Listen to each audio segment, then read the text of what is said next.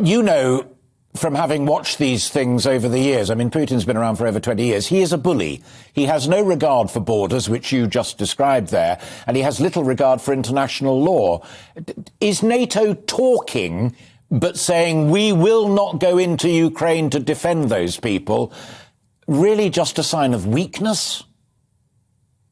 I don't think so, because I don't think there is a plausible scenario in which you would see NATO defend Ukraine. That would be a massive cost in blood and treasure. It would cost something like $500 billion of the latest US estimates, and it would be a very protracted, brutal and bloody conflict.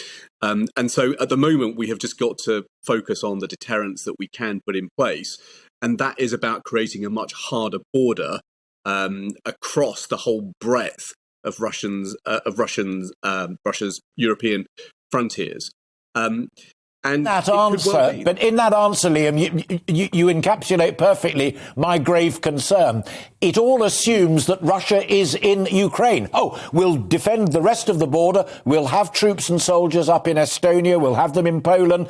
But you know what? I'm sorry, we nod Ukraine through. If Putin wants it, we're not going to fight.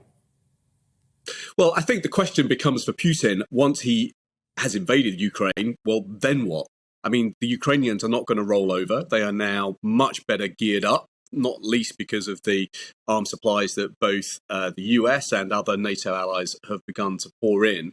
And the Ukrainians, have been living with this threat for a long time. This is not going to be some kind of surprise attack.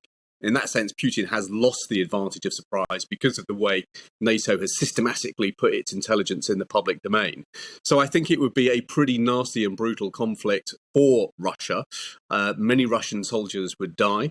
And you could actually see a situation a little bit akin to Afghanistan, where Russia attempts to become an army of occupation, but over the course of time just finds that impossible to sustain.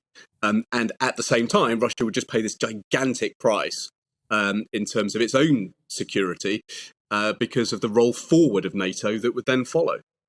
Neighbours of Russia are going to kind of stand by and say, OK, we're just going to leave our defence situation as it is. Now we've watched you invade Ukraine. They're going to gear up too. And that's what Putin really fears.